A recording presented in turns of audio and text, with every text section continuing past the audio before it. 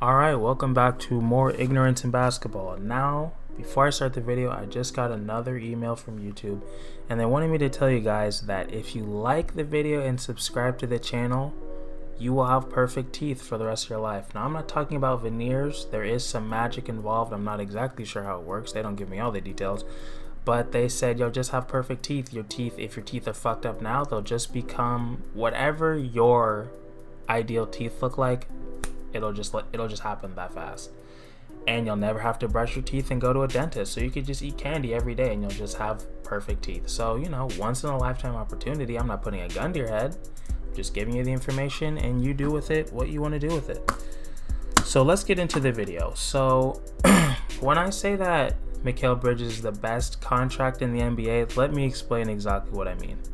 So when I say that he is the best contract in the NBA, I'm saying that for what he's getting, he is the most underpaid player for the value that he has been bringing and for the value that he has the potential to bring. Or let me explain why I say that. So let's get the obvious shit out the way. He's extremely durable. I mean, he reminds me of like a PJ Tucker. The guy just doesn't get hurt. So for his first 2 years, I know he's only been in the league a little over 2 years, but he hasn't missed a game. And he only averages about 30 minutes or so a game. I think that might actually go up this year. I don't know. I mean, the Suns have like fucking 7 small forwards, so who knows? But I mean, that's extremely impressive.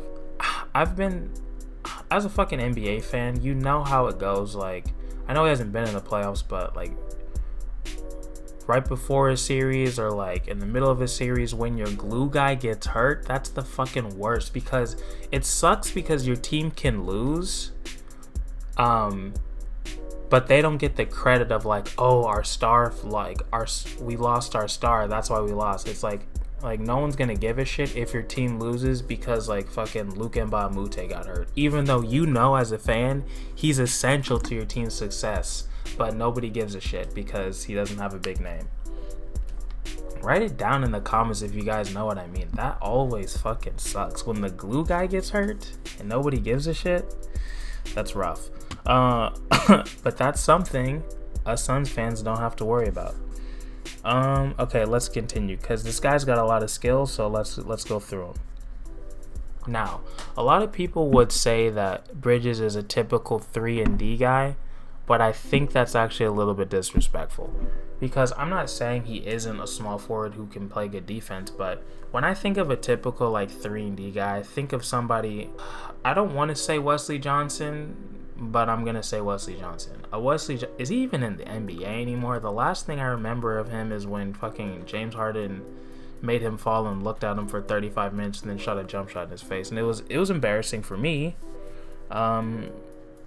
Just being from California, I felt embarrassed. So, but I don't know why I think of him, because all he can do is shoot fucking threes in the corner and play defense, kind of. That's what I think of.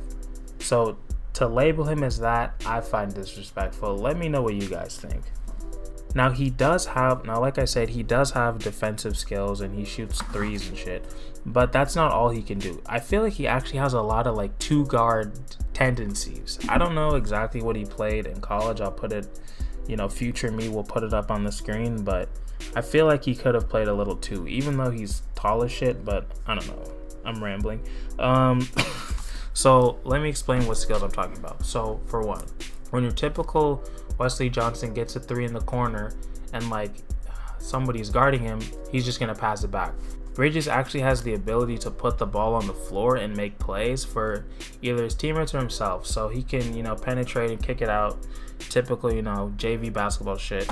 Or he actually has a nice little layup package, so he can finish inside. I've seen him make some tough ones.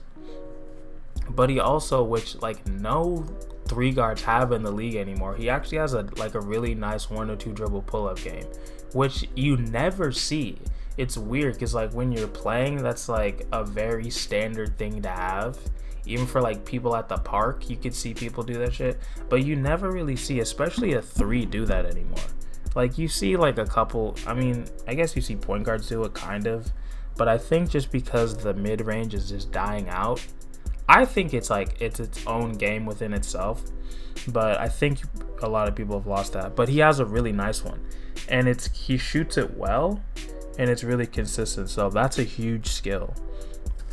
Because like I said in my first Suns video, when I think of this team, I'm thinking of how it'll perform in the playoffs. So I could already see it. So anytime you're playing like a really good point guard in the playoffs, they're going to put their worst fucking defender on you every time. So like the fucking Steph Currys, the Lillards, the Kyries, they're all going to be guarding like the shitty 3 in the corner who just stands there and shoots threes. But Mikal will actually be able to punish them for doing that. So he could just blow by them every time. He even has a little bit of a post game. I've seen him shoot some fadeaways a couple times, so he could do that. And another thing, obviously the 1 or 2 dribble pull up he could do on them, is he catches a lot of defenders off guard with his cutting. Now I'm not gonna throw all these fucking Max Kellerman statistics in your face. You're just gonna have to believe me because I've done the research. I have a pen and paper out. You know what I mean? Who does that? You can't tell me I'm not putting in the work, but statistically, he's actually one of the best cutters in the league. Even though he's only averaging like 10 points a game, I think it was as far as like possessions and efficiency and all that type of shit.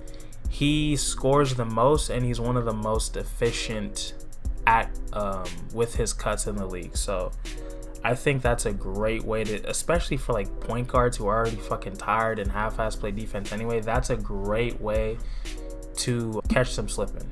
So that's a huge thing for me. People who can make plays without the ball in their hands, maybe I just have like PTSD from watching so much James Harden NBA, but I think those are like some of my favorite players in the league. Another reason why I think calling him just a 3-and-D player is disrespectful.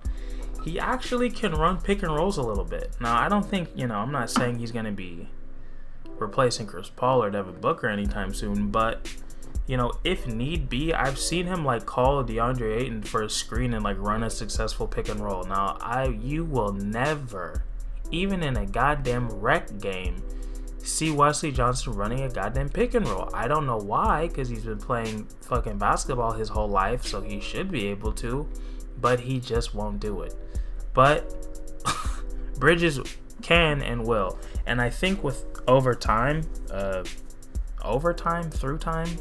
time, he'll only get better at that and be able to do it more. So this is what I see for him, as the fortune teller I am. Now, I hope that he stays with the Suns his whole fucking career, obviously, because I want them to win championships, and I think he'll help with that. But if he went to like a shitty team that didn't have a Devin Booker and a Chris Paul and a Cameron Johnson and all these fucking players, I really think even right now he could average like 17 points a game if he had to. I think he's just not getting that many touches because they had Kelly Oubre and Rubio and Booker and Ayton. They have so many people who need the ball. But the fact that he's able to score in actually a very efficient 10 points, 36% from 3, and that was, starting off shitty in the beginning of the year, and 51% from the field, like, that says a lot. So I hate to give people like ceilings or compare. Well, I don't hate comparing. I'm sure they hate being compared. I would hate being compared, but I like comparing because I'm a fan and it's fun.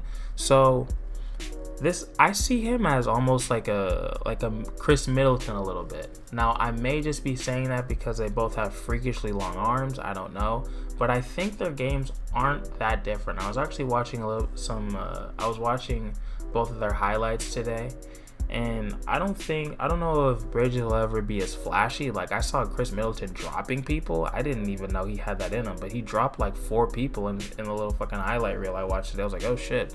Devin Booker being one of them, but that'll be the last time I ever mention that because I'm sure we're all trying to get that out of our heads.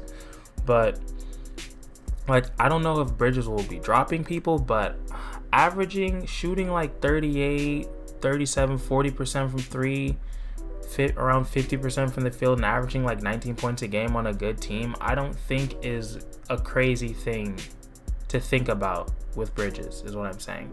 I know he's not doing it now, but I think he's not doing it, not because he lacks the skill, but because he's young and they have so many people that need the ball that are just more established. So, you know, depending on where he goes with his career, I really think he has the potential to be an all-star.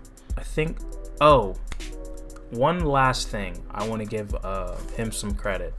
So another reason of why I think he has the potential to become an all-star, and I could see him being an all-star. I don't know. I can't say I can see it, only because I don't know what he wants.